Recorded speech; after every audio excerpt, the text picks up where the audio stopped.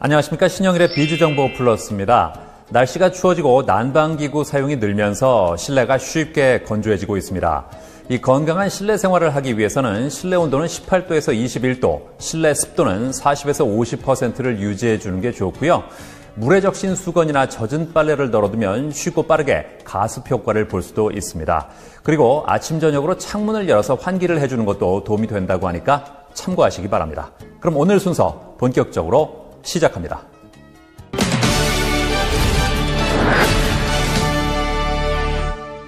요즘 부동산 시장이 침체되면서 중개보수가 주 수입원인 공인중개사들이 운영에 어려움을 겪고 있다고 합니다. 이런 가운데 부동산 종합 서비스를 통한 다양한 수입원을 확보하고 전문성을 갖출 수 있게 도와주는 곳이 있다고 합니다. 만나보시죠. 부동산 침체기 장기화로 인해 공인중개업 운영에 어려움을 겪는 창업자라면 여기에 주목해보자. 축적된 경험과 노하우로 부동산 종합 서비스 사업을 하며 창업자들을 위해 차별화된 실무 교육을 진행하는 곳. 지금 비즈정보 플러스에서 만나보자. 부동산 종합 서비스 선두주자. 현재 개업 공인중개사 수가 약 11만 명으로 과포화 상태라고 한다.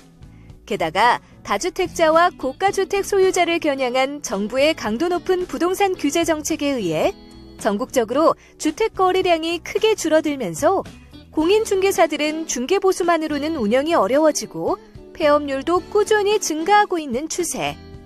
이러한 현 상황을 타개하기 위해선 부동산 종합 서비스 산업의 전문성이 강화되어야 한다는데, 여기 오랫동안 쌓여온 풍부한 경험과 신뢰를 바탕으로 부동산 종합관리 실무 교육을 운영하는 전문가가 있다고 한다. 직접 이현 전문가를 찾아가 자세한 이야기를 들어보았다. 저희 기업은 중소형 부동산 종합관리 대표 브랜드 기업으로 경기 한파, 소득 하락 시대에 놓인 수많은 창업자들을 위해 부동산 종합관리 창업 지원을 해드리고 있습니다. 부동산 종합관리 실무 경영자의 경험과 운영 노하우로 중개 수수료 외에 보다 안정적인 수익이 발생하도록 부동산 종합관리 실무 교육과 전국 플랫폼 협력 사업을 지원하고 있습니다. 전문성 있는 핵심 기업을 중심으로 성공사업 지역 전문가를 양성하고 지역 전문가와 전국 네트워크를 구축하여 원스톱 서비스를 소비자에게 제공하며 연계 기업 간 협력 사업을 창출한다는데, 부동산 종합 서비스는 주거에 관련된 전반적인 서비스를 제공하는 기업이 중개, 이사, 관리, 하자, 생활지원과 그 외 세무, 등기, 경공매, 평가, 자문 서비스 등을 소비자에게 원스톱으로 제공하는 것입니다. 최근 부동산 서비스 산업진흥법이 시행되며 최근 주목받고 있습니다. 기존 개발 후 분양 패러다임이 개발 분양에서 부동산 관리 영역으로 변화되면서 관리 영역의 필요성이 증대되고 있다는 것을 대변하며 부동산 자산 관리의 가치를 관리 영역으로 전문성 있게 가져가야 합니다. 이현 대표는 건물 종합관리부터 공동주택 하자 보수 등 체계적인 전문가 창업 교육을 진행하고 있다. 실무 교육 중 이번 세미나 내용은 직접 경험한 소송 판결문을 통해 현재 미흡한 관리가 이루어지는 건물의 실제 상황을 창업생들에게 교육하는 것입니다.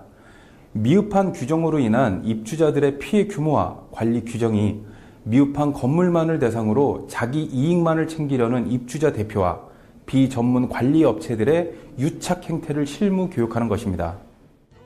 공인중개사무소의 점포개발 겸업 또는 소자본 창업으로 영세 공인중개사와 부동산 관련 종사자들에게 질 높은 부동산 종합 서비스를 제공하고 있기 때문에 창업생들의 만족도가 높다는데, 에어컨 청소업을 하면서 불투명한 미래와 1년 중 비수기란 기간 때문에 매우 불안정한 상태였는데 안정적인 부동산 종합관리 창업으로 미래를 준비하게 되었습니다.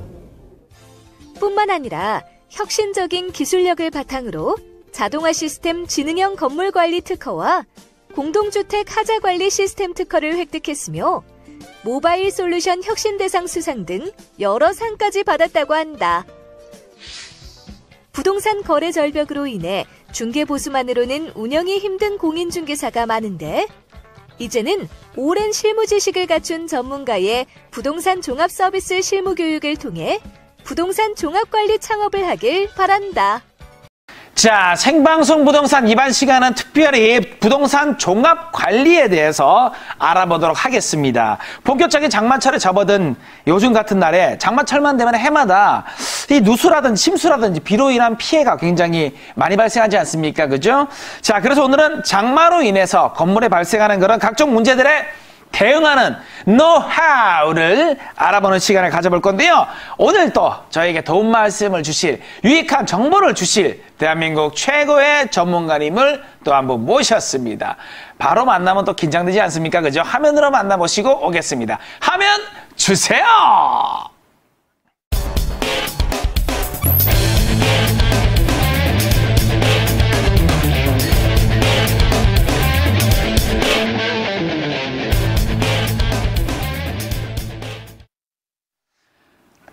네, 좋습니다. 우리가 제대로 지어지지 않은 건물에 살거나 아니면 뭐 시간의 흐름에 따라서 건물이 낙후됐을 경우에 비가 많이 오는 날이면 정말 많은 문제들이 생깁니다. 그렇지 않습니까? 그죠?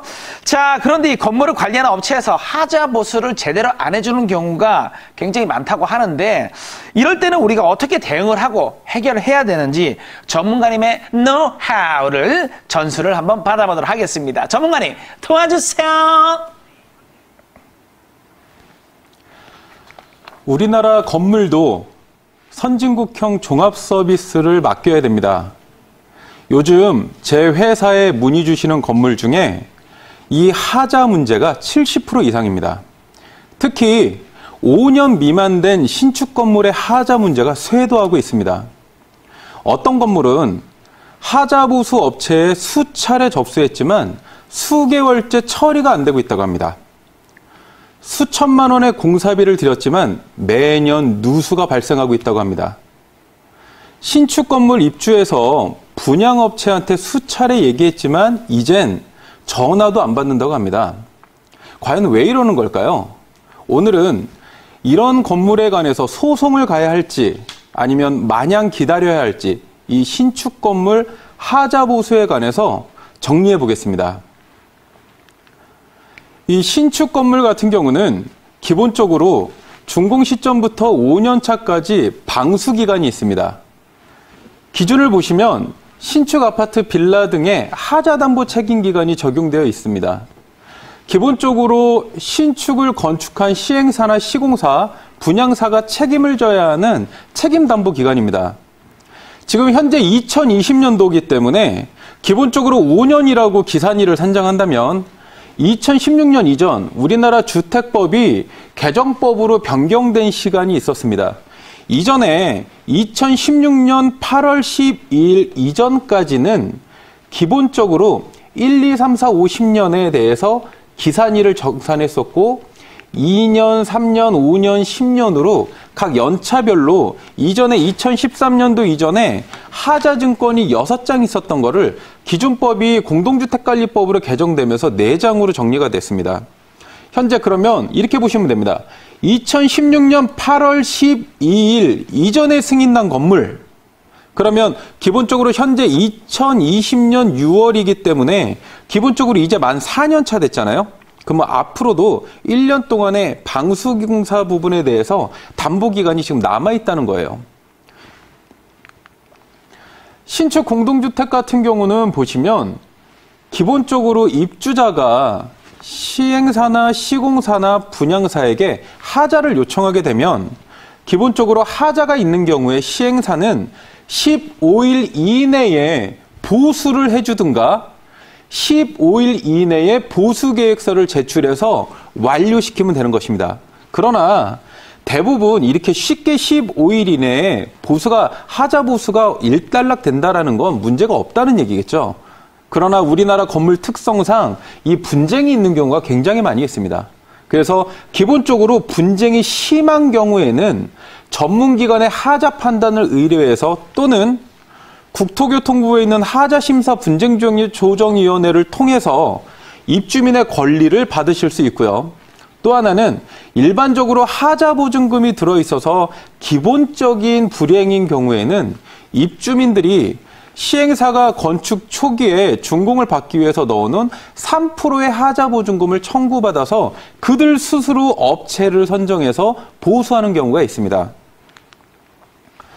그러면 기본적으로 요 전에 하자담보 책임 기간이라든가 기본적인 거는 이제 아셨을 텐데요. 하자의 용어 정리를 간단하게 한번 짚어보겠습니다. 기본적으로 저희가 분쟁이 있을 때 분쟁조정위원회나 또는 소송을 들어갈 때는 우리가 이 하자심사라는 말을 씁니다. 건축물의 내력구조별 또는 각종 시설물별로 발생하는 하자의 존부 또는 정부에 의한 전체를 사건에 대해서 하자심사 분쟁조정위원회에서 여부를 판단한다라고 하는 하자심사입니다. 또한 분쟁조정, 말 그대로 당사자 간의 상호 양해를 통해서 관계 법규에 맞게 분쟁을 조정해 주는 거고요.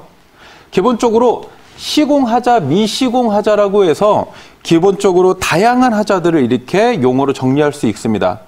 그러면 우리가 일반적으로 그러면 내가 사는 집에 하자가 발생했을 때 이게 어떤 하자일까라고 보시면 기본적으로 부실 시공이 있고요. 건축물 하자가 있고 하자의 원인에 따른 하자가 또 발생하는 경우가 있습니다. 신축 하자담보 책임 기간에 보시면 준공일 기준으로 해서 기산일을 산정하게 되어 있어요.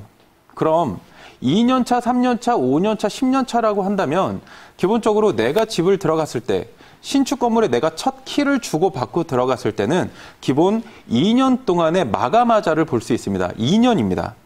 도배, 마루, 몰딩, 들뜸, 곰팡이, 단열 등의 다양한 것들의 마감 공사를 2년 안에 찾으시면 되는 거고요. 3년 차에 기본적인 여러분들이 알기 쉽게 하시는 전기, 가스, 설비 등의 기본적인 또 하나 단열. 요즘은 조금 덜하지만 이제 장마철에는 습한 기온이 있지만 겨울철에는 필로티 구조의 빌라 같은 경우는 2층 바닥 또는 복층이나 옥상층에 있는 건물들은 천정에서 내려오는 단열 부분이나 각종 창틀에 발생하는 결로의 문제가 심각한데요. 이런 부분들이 기본적으로 단열 부분이 취약해서 일어날 수 있다라고 판정되면 이것 또한 다 하자입니다. 그리고 5년 차에 있는 철근 콘크리트, 우리가 흔하게 아는 지붕공사와 방수공사의 하자 등이 실질적으로 많이 있고요. 대개 이 10년차 같은 경우는 크게 상관하지 않을 수도 있고 발생하지 않을 수도 있지만 대부분이 이 5년차에 있는 이 방수공사에 대한 부분은 이미 2년차에 발생할 수도 있고 3년차에 발생할 수도 있고 최대 5년차까지 볼 수 있다는 겁니다. 이젠 장마잖아요. 장마 때 제일 걱정되는 게 누수 말고 더 있겠습니까? 그러니까 오늘은 거기에 대해서 우리가 어떻게 처리하는지를 충분하게 빠르게 설명을 드리겠습니다. 우리가 일반적으로 신축 빌라나 아파트를 분양받아서 들어가시면 하자보수 업체들이 영업을 오시는 걸 보시는 경우가 있어요. 그분들이 오는 경우는 이 소송을 관련해서 오시는 게 아닙니다. 그분들은 이 하자보증금 청구에 관련해서 방문을 하는 거예요. 이 하자보증금은 기본적으로 주택법과 공동주택관리법에서 보면 분양을 목적으로 한 건물에 대해서 의무적으로 10년 동안의 하자를 책임져 주기 위한 3%의 예치금이라고 되어 있습니다. 이 기금은 건축주가 10년 동안의 하자를 보기 위한 어떤 입주민 간의 약속이에요. 그러면 이 3%의 비용을 10년 동안의 2년차, 3년차, 5년차, 10년차로 찢어서 건축주가 각 연차마다의 하자를 잘 봐줬을 때는 건축주의 비용으로 넘어가고요. 혹은 이 각 연차별로 발생하는 하자를 건축주가 하자를 안 봐주든가 아니면 대충 주먹구구식으로 봐주면서 시간만 때우든가 하는 경우가 있을 때 입주민의 권리로 이 하자보증금을 청구할 수 있습니다. 그러면 하자보증금을 청구하는 게 무조건 옳은지 아니면 하자보증금과 별개로 소송만 하는 게 무조건 옳은지를 간단하게 한번 짚어보겠습니다. 하자보증금 청구를 간단히 보시면 관리단, 우리가 흔히 아는 입주자 대표회의를 중심으로 해서 하자진단기관이나 보수업체를 선정합니다. 그리고 이 하자진단기관과 보수업체를 통해서 관계보증사의 현금 변제를 요청합니다. 그리고 관리단 주관으로 이 현금 변제를 요청했을 때 예를 들어 서울보증보험이 예치되어 있는 하자보증금을 청구하는 기간이 45일 이내 받는다면 이 받은 기금을 가지고 보수업체를 선정해서 자체적으로 공사를 진행하는 걸 우리 하자보증금 청구공사라고 합니다. 장점은 보상금, 이렇게 우리가 보상금이라는 말이 좀 뭐한데요. 보상금이 아니고 정확한 용어는 하자담보책임비용, 하자보수보증금입니다. 이 보증금 수령까지 최대 45일까지 걸리지 않습니다. 그리고 보수공사 시 수건사업을 할 수 있어요. 하지만 이따가 말씀드리겠지만 이 수건사업이 불법일 수 있습니다. 일반적인 하자보수 업체들이 하자보수 비용을 가지고 최대한 공사를 따내기 위해서 여러분들이 원하는 공사도 하세요. 펜스도 치시고 뭐 정자, 마루도 만드시고 하지만 하자보증금은 하자보수 용도로 사용하게끔 공동주택관리법에 개정이 되어 있습니다. 주택법상에 그 비용을 타 용도로 사용했을 때는 벌금이 있겠죠. 그거 유의하시기 바라고요. 기본적으로 이 보수공사 시 수건사업 등에 대한 융통성은 있지만 실제로 이게 정답은 아니다라는 거죠. 그리고 단기간의 보수 마무리로 그 공사에 대한 하자에 대한 확대를 방지하는 경향이 있습니다. 그리고 또한 추가 발생 시 추가 청구가 가능합니다. 이거는 우리나라 공동주택관리법이 기본적으로 민법에 준용되어 있기 때문에 집합건물의 소유 및 관리에 관한 법률 안에 공동주택관리법이 있습니다. 이 관련 법령은 뭐냐면 공동주택관리법은 그 안에 들어가 있는 하자보증금이라는 단순하게 이 보증금으로 책정된 주택법이지만 큰 틀에서 보면 민법조금, 민법소급조금, 민법도급의 편의에 관한 적용 범위가 있거든요. 죄송합니다. 그래서 하자보증금 이외에 가름하는 하자가 생겼을 때는 추가적으로 청구가 가능하다는 걸 여기에 지금 나타내고 있는 겁니다. 단점으로는 하자 외에 미시공, 오시공, 설계상 하자 등의 보상금은 결여되어 있습니다. 이게 하자보증금이고요. 하자 소송을 들어보시면 관리단 주건으로 하자 진단 기관이나 전문 변호사를 법무법인을 선임해서 소송을 진행할 수 있습니다. 손해배상 청구 소송이 가능하고요. 법원 감정으로 하자 판정이 가능합니다. 하자의 진위 여부에 대한 논란이 불필요하죠. 소송의 가장 큰 장점이지 않겠습니까? 가장 쉬운 것도 소송, 가장 확실한 것도 소송, 그리고 또 하나 하자의 근본적인 대안을 법률적 판단으로 받을 수 있다는 거죠. 이게 하자냐 아니냐를 놓고 더 이상 얘기할 게 없다는 겁니다. 그리고 입주자 대표회의가 입주민으로부터 좀 신뢰를 얻는 경향이 있습니다. 이거는 제가 한 14년 정도 이 부동산 종합 서비스를 운영하면서 보니까 입주민들의 신뢰를 얻기 위해서 입주자 대표회의가 일반적으로 하자 소송이 필요 없는 건물임에도 불구하고 소송을 진행하는 경우가 있습니다. 실제로 그런 현장들을 보면 입주민들이 입주자 대표회를 굉장히 많이 신뢰합니다. 자, 이게 장점입니다. 근데 이제 하자 소송에도 단점이 있죠. 하자 소송의 단점은 시간이 장기간 걸립니다. 최대 거한 2년 6개월, 한 3년까지 걸립니다. 그리고 소송 비용이 소요되죠. 그리고 판결 확정 시까지 보수공사가 일시 중단이 됩니다. 긴급 하자 발생 시에 개인 집은 개인이, 공용 부분은 입주자 대표회의가 개별로 보수해야 되는 어려움이 있습니다. 이게 보증금 청구와 하자 소송의 장단점이죠. 간단하게 말씀드리면 소송이 정답은 아니라는 거죠. 제가 말씀드리는 건 뭐냐면 보증금을 청구해서 하자보수 용도로 하자보수 공사만 한다면 가장 안정적인 거고요.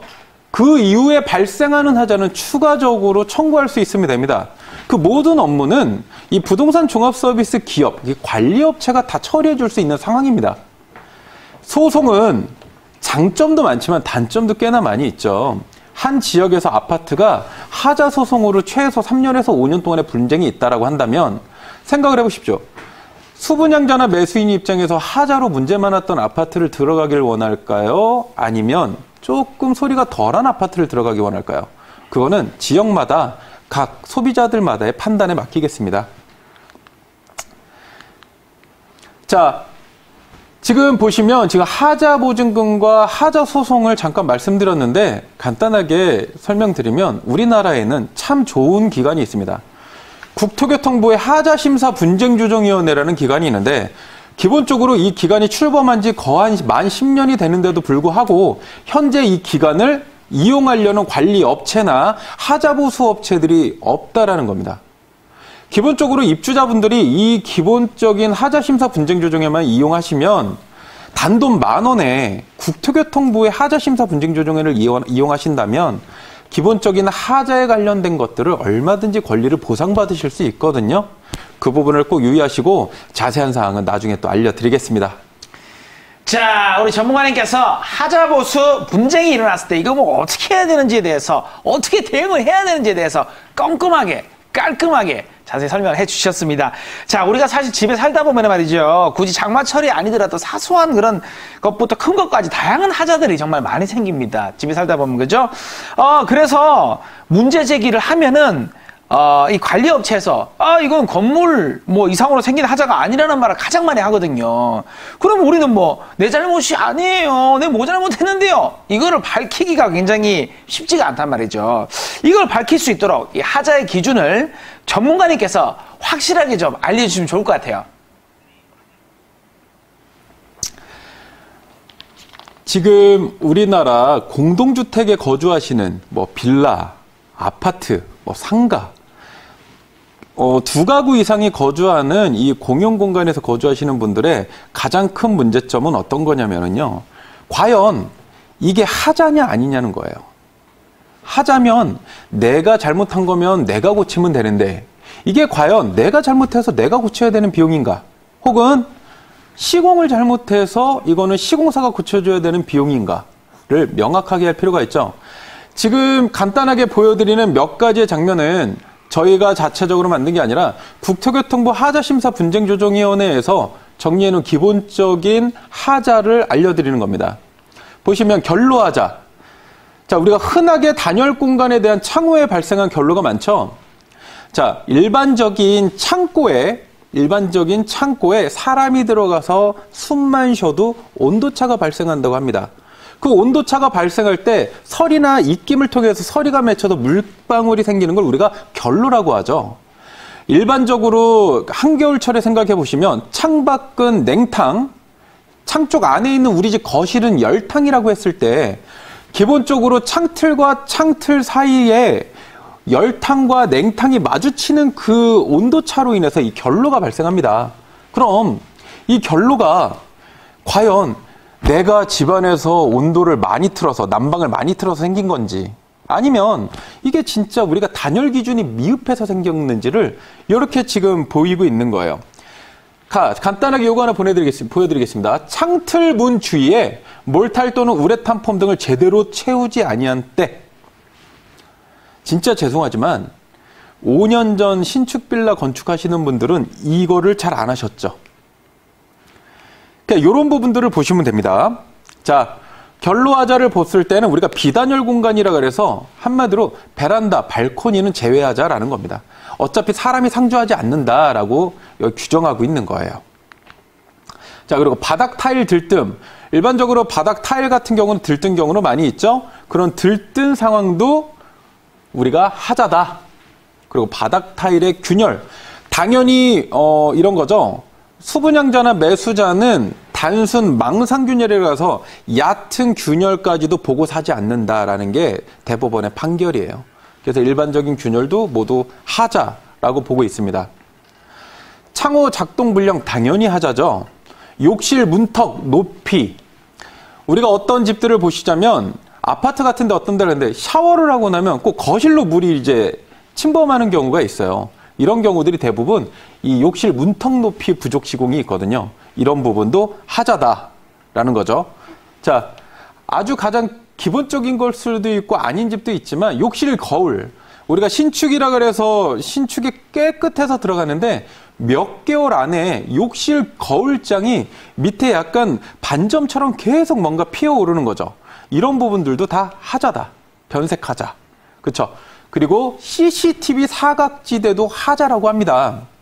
그러니까 이 기본적으로 국토교통부에서 얘기하는 하자의 기준은 미시공, 오시공을 제외한 구조상 실제적으로 발생하지 않아야 되는 깨끗한 물건은 깨끗해야 한다라고 정리할 수 있겠죠. 그리고 자세한 사항은 국토교통부 하자심사분쟁조정위원회에 들어가시면 자세하게 정답을 얻으실 수 있습니다. 그리고 기본적으로 마지막으로 말씀드리면 이 콘크리트 보수규절 하자의 범위, 예전에 2013년 대법원 판결 이전에는 이 콘크리트 균열, 그러니까 그 미금은 하자가 아니다라고 그랬어요. 미금은 하자가 아니다. 왜? 콘크리트가 양생하면서 이미 습기가 빠져나가면서 발생되는 그 균열이 어떻게 하자냐. 하지만 2013년에 대법원 판결에 보시면 미금도 하자다라는 게 있습니다. 결국은 여러분들 집에 이런 균열, 방화문 틀에 있는 균열, 뭐 세탁실의 균열, 이 모든 것들이 다 하자라는 점 여러분들 꼭 아시고, 하자가 꼭 소송을 해야 되는 거 맞는 건지 혹은 보증금 청구로만 맞는 건지 또는 이 분쟁조정위원회를 이용하실지는 여러분들의 판단에 맡기면서 오늘은 이 하자 보수의 전반적인 정리를 한번 해드렸습니다. 자, 좋습니다. 참 이 하자라는 거 참 문제가 많은데 아무튼 우리 전문가님께서 좋은 말씀을 해주셨습니다. 자, 전문가님께서 또 진행하시는 무료 아카데미가 있다 그럽니다. 화면으로 한번 그 어떻게 되는지 한번 알아보도록 할게요. 화면 주세요.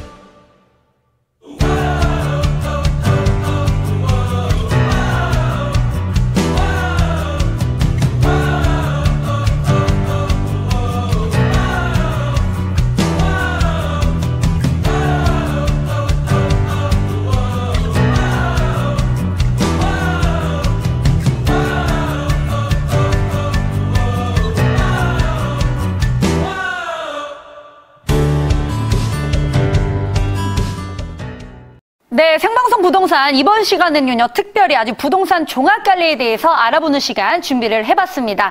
자, 여러 가구가 한 건축물 안에서 각각 따로 생활할 수 있게 만들어진 집이 바로 공동주택이라고 합니다. 자, 이 공동주택에 살다 보면 우리 그 건축 과정에서 생긴 문제들로 이제 뭐 하자들도 있고 이런 문제를 어떻게 해결해야 되냐 이런 걱정들이 조금 많으실 것 같은데, 그래서 오늘은 공동주택에서 벌어지는 하자 보수 문제들과 그리고 여기서 이제 파생되는 분쟁들 그리고 대응 방안까지 자세히 알아보는 시간 준비를 해봤습니다. 자, 오늘도 도움 말씀 주실 우리 전문가님부터 화면으로 만나볼게요.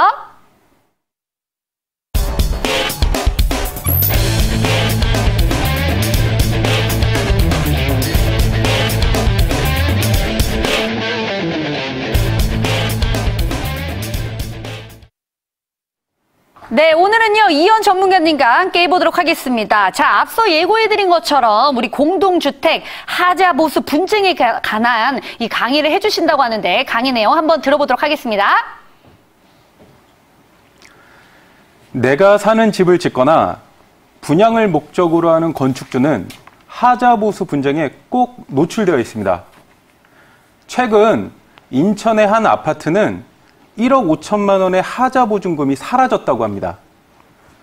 건축주가 예치해둔 하자 보증금을 청구하는 과정에서 관리단 동대표가 입주자들에게 사전 동의 없이 하자 보수 업체에 일괄 입금했다고 합니다. 이에 대해 항의하는 입주자들에게 관리단 동대표는 본인의 업무를 다했다고 하며 관리단 동대표를 사퇴하고 이사를 갔다고 합니다. 한간에는 그 동대표가 차를 외제차로 바꿨다는 얘기도 나옵니다. 또 다른 사례로는 최근 매년 100호실 이상 건축하는 건축주가 최근 들어 입주자들에게 내용 증명으로 협박 편지를 받고 있다고 합니다. 3년 전에 분양을 끝내고 입주자들에게 하자 보수 보증금 수억 원을 주고 이미 협의가 끝낸 건물임에도 불구하고 최근 들어 그 해당 건물 아파트 입주자들이 건축주에게 내용 증명으로 소송을 빌미로 협박하고 있다고 합니다. 결국은 하자 보수 비용을 더 달라는 것이겠죠. 그렇다면 과연 3년 전에 지급한 수억 원의 하자 보수 비용을 입주자들이 적법하게 사용을 했을까요? 의정부 인근에 10여 동에 달하는 단지형 빌라가 있습니다. 1년 전에 하자 보수 업체를 통해서 하자 보증금을 청구하여 옥상 방수 등의 공용 공사를 했다고 합니다. 올해 초 누수가 생겨서 하자 보수 AS를 요청하니까 해당 하자 보수 업체에서 이런저런 이유를 들며 현재까지도 보수 AS를 안 해주고 있다고 합니다. 과연 이런 다양한 사례들의 이런 분들은 왜 이런 상황을 만드는 걸까요? 오늘은 공동주택 하자 보수 분쟁에 관련돼서 적법한 관리 방법을 안내해 드리겠습니다. 하자 보수의 정의. 하자 보수란 일반적으로 건축 과정 중에 과실로 인하여 발생한 건축물의 하자를 보수하는 것을 말하고 있습니다. 공동주택은 사업주체가 보수 책임이 있으며 부담하는 하자의 범위, 내력 구조별 및 시설 공사별 하자 담보 책임 기간은 주택법령에 자세히 정해져 있습니다. 일반적으로 건축주는 준공을 받을 때 하자 보수에 관련된 공동주택관리법에서 얘기하는 보증기관의 보증서를 끊어야 합니다. 이 보증서를 끊을 때 건축비의 3%를 의무 예치하고 그 관련된 사항을 그 인허가 팀에 넘기면 사업주체가 승인을 통해서 분양을 할 수 있습니다. 그 이후에 구분 소유가 51% 이상의 분양이 되고 난 이후에 입주자들의 권리로 수분양자가 하자 보수를 신청할 수 있는 것입니다. 하자 보수 요청 시에는 일반적으로 하자가 있는 경우 하자 보수 또는 계획을 입주자들에게 통보를 해줘야 됩니다. 사전에 입주자들은 사업주체에게 15일 이전에 내용 증명이나 관련된 서류를 통해서 사업주체에게 전유 부분과 공용 부분의 하자를 요청할 수 있습니다. 그렇다면 건축주나 사업주체는 15일 이내에 관련된 사항의 하자 보수 일정과 혹은 계획서를 제출하게 되어 있는 것입니다. 그리고 공사를 해주면 완료가 됩니다. 하지만 분쟁이 있는 경우가 많이 있죠. 이런 분쟁이 있는 경우에는 입주자들이 전문기관의 하자를 판단을 의뢰해서 관련된 의뢰를 가지고 하자 심사 분쟁 조정을 신청하든가 그 외 다양한 소송 방법을 통해서 진행할 수 있는 것입니다. 일반적으로 사업주체들이 대형 아파트 뺀 나머지 중소형 건물들은 하자 보수를 불이행하는 경우가 많이 있죠. 이럴 때는 입주자 등이 직접 보수업체를 선정해서 보증금을 청구받아 본인들이 고치는 것입니다. 일반적으로 이거를 하자 보수 예치금을 청구해서 우리가 고친다라고 표현을 하고 있어요.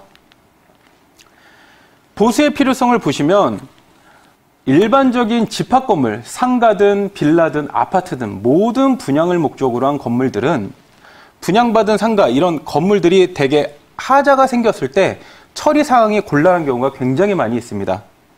분양 초기에는 건설사나 서비스 팀이 남아 있어서 하자 발생 시에 제각 수리를 해주기 때문에 크게 문제가 발생하지 않습니다.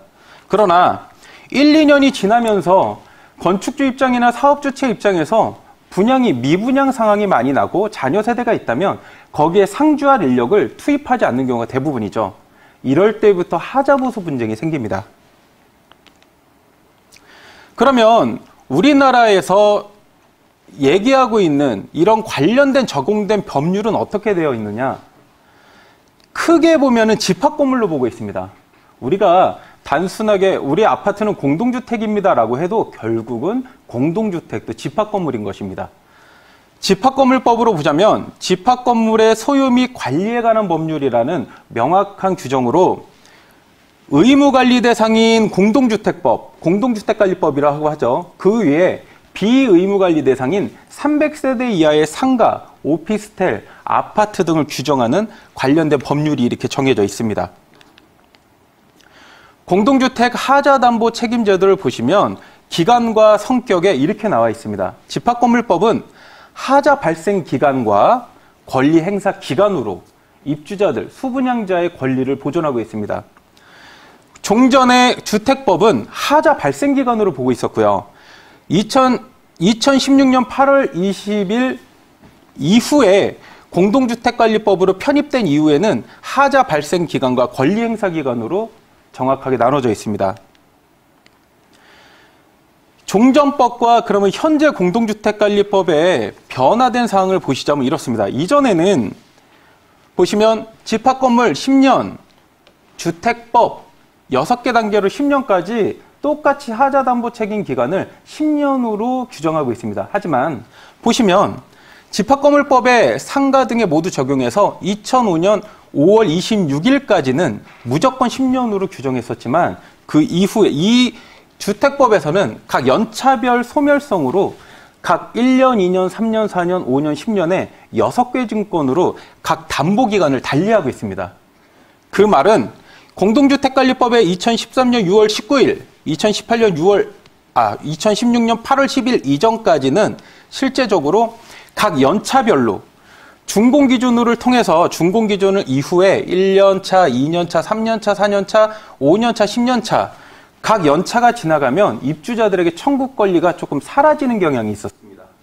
그 이후에는 하도 분쟁이 많다 보니 관련된 주택법을 2016년 8월 10일에 공동주택관리법으로 편입하면서 실제로 2년, 3년, 5년, 10년으로 하자보수 담보 책임 기간을 정리하였습니다. 이 말은 2년차, 3년차, 5년차, 10년차 이 전유 부분과 중간에 발생하는 설비, 누수, 구조 내력벽에 관해서 정확하게 규정을 하고 있고요. 이 뒤에 넘어가 보면 종전에는 준공 기준으로 우리가 1년차, 2년차, 3년차, 4년차에 따른 어떤 기간 산정으로 입주자가 청구 안 하면 소멸되는 시기로 따졌다면 이 2016년 8월 12일 이후부터는 공용 부분은 준공 기준으로 공용 부분은 우리 건축대장상에 보시면 사용 승인 일자가 있습니다. 해당 사용 승인 기준부터의 연차별로 따지고요. 그러면 분양을 목적으로 한 세대 부분은 어떻게 하느냐?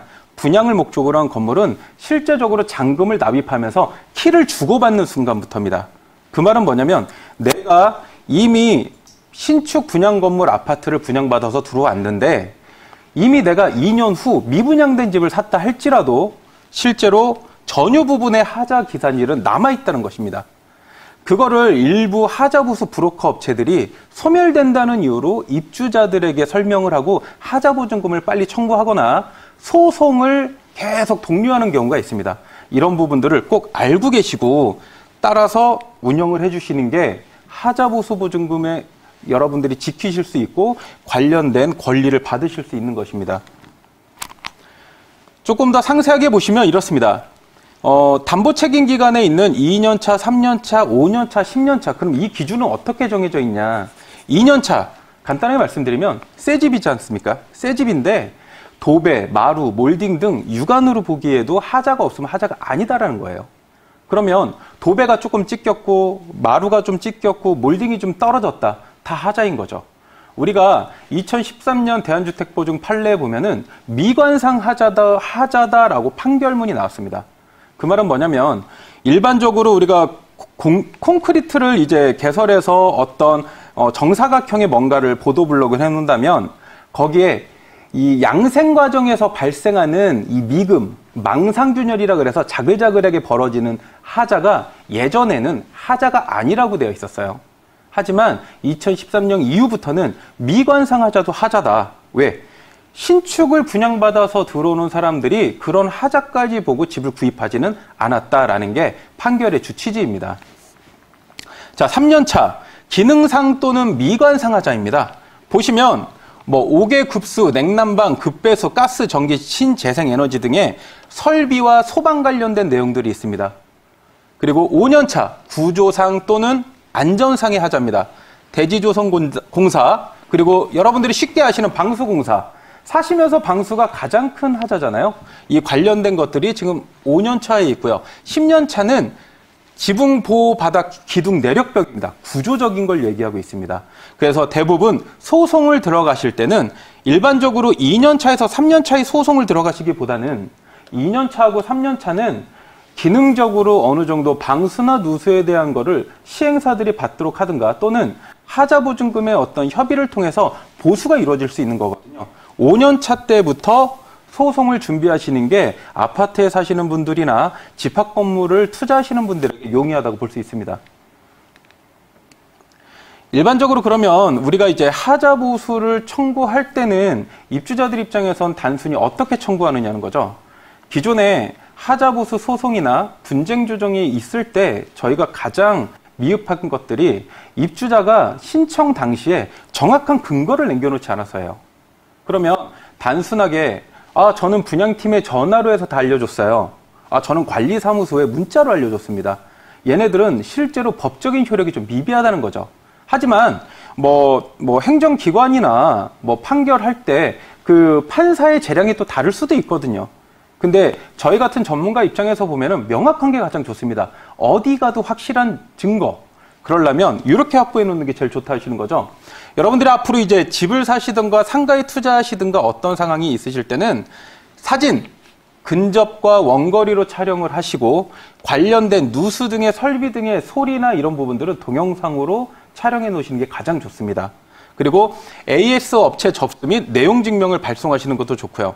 일반적으로 내용 증명 발송은 우리가 너무 자주 하기보다는 2번, 3번 요청했는데 계속 차일피일 미루는 경우가 많이 있거든요. 정확한 내용도 없이 미룹니다. 이럴 때는 과감하게 내용 증명으로 한번 보내주시면 됩니다. 3,500원 투자하시면 돼요. 우체국 가셔서. 누구나 다 하실 수 있고요. 필요하시다면 관리사무소에 혹은 관리업체 측에 요청을 하시면 됩니다. 그리고 하자 접수를 자료를 보관하셔야 됩니다.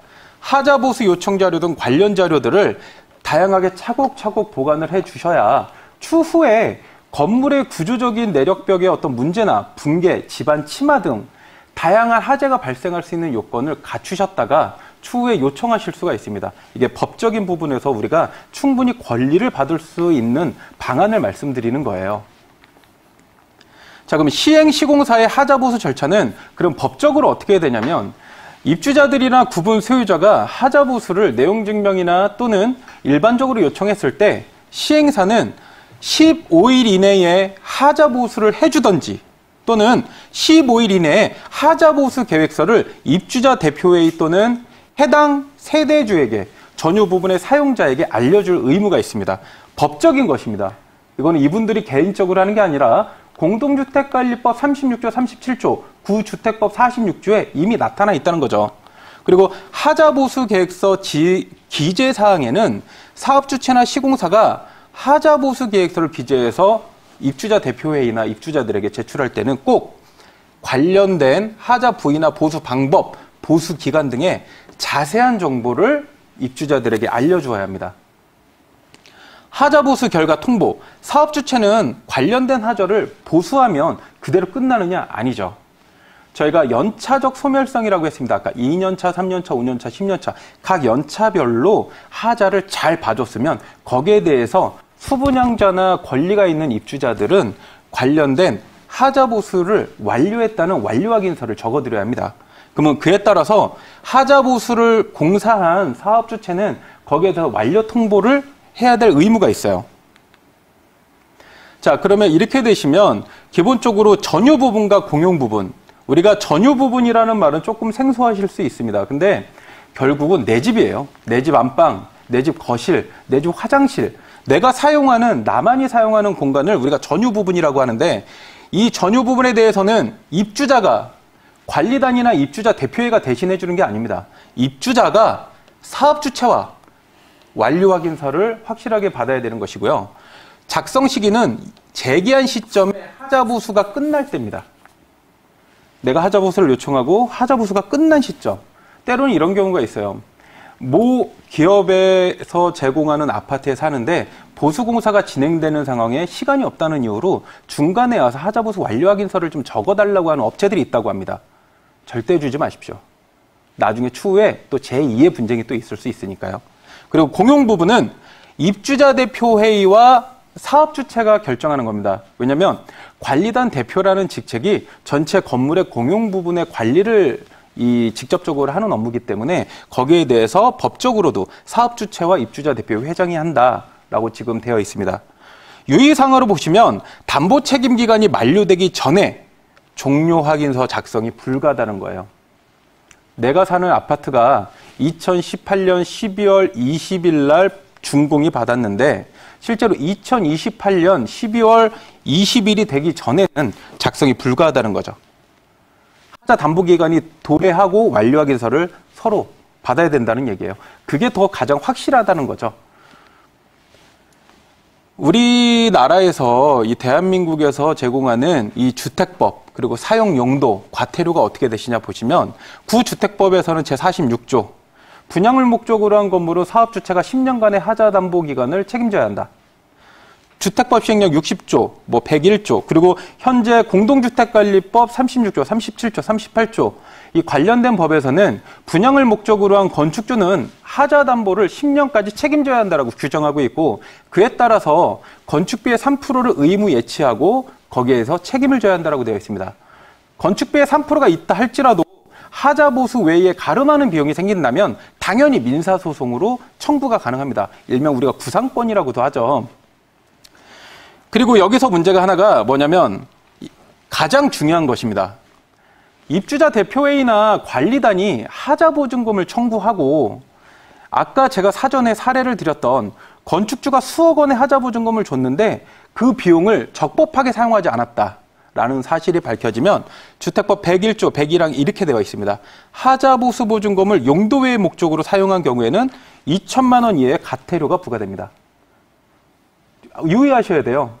이제는 건축주분들도 여기에 대해서 하자보수기금을 하자보수에 적법하게 사용했는지를 굉장히 입주자들에게 지금 물어보고 있는 상황입니다. 하자보수보증금 사용 내역을 꼭 30일 이내에 지자체에 신고하고요. 이걸 만약에 신고 안 하든가 또는 하자보수보증금을 하자보수 이외에 사용했을 때는 2천만 원의 과태료가 있다는 거죠. 지금 현재 하자보수 분쟁이 굉장히 많이 일어나고 있습니다. 이때 가장 중요한 건 결국은 하자보수 보증금을 적법하게 사용했느냐 안 했느냐 그걸 통해서 분쟁이 있냐 없냐로 나눠지거든요. 관리단 동대표 한 사람에게 위임하지 마십시오. 그리고 건축주에게 받은 하자보증금은 꼭 하자보수에 관련돼서 사용하시고 일반적으로 분양을 목적으로 하는 건축을 지시는 건축주분들은 관련 전문가, 부동산 종합관리 전문가나 관련된 컨설팅 전문가를 통해서 분양 이후에 발생할 수 있는 하자보수 분쟁이나 관련된 컨설팅을 받으시고 이 부분에 대해서 사전에 좀 준비를 하시는 게 좋을 것 같습니다.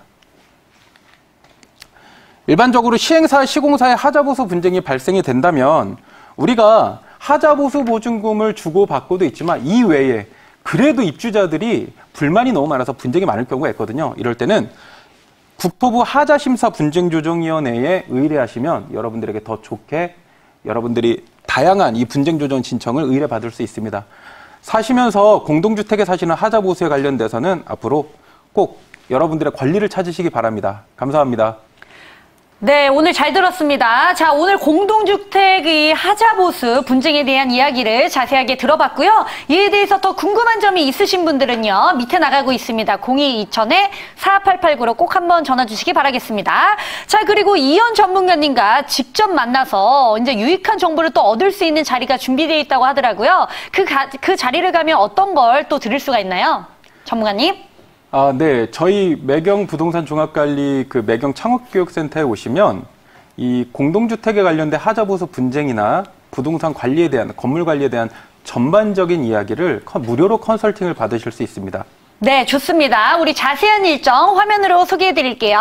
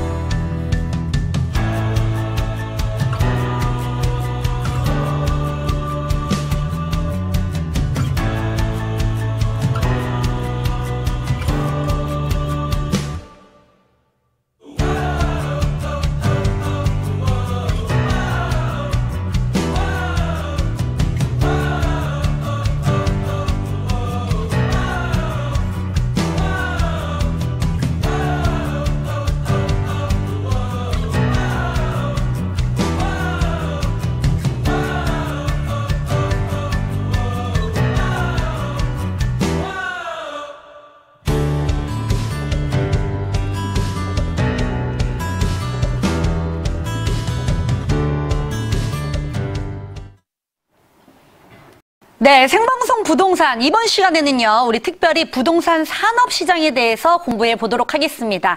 자, 우리가 집에 살다 보면은 우리 집세뿐만 아니라 뭐 이런 거 저런 거 들어가는 비용들도 한번 여러분들 생각해 보셨을 겁니다. 살다가 또 어디 고장 나면은 이걸 고쳐야 되나, 이사를 가면은 이삿짐 센터를 불러야 되나, 아니면 청소 센터를 불러야 되나, 뭐 이런 고민들 굉장히 많이 하셨을 겁니다. 자, 이 많은 일들을 한 번에 해주는 데가 있으면 참 좋겠다, 이런 생각들 많이들 하셨을 텐데요. 자, 그래서 우리가 시간과 돈을 절약할 수 있는 부동산 종합관리에 대해서 이야기를 나눠보도록 하겠습니다. 자, 알찬 지식을 전해주실, 우리 도움 말씀 주실 전문가님부터 화면으로 만나보시죠.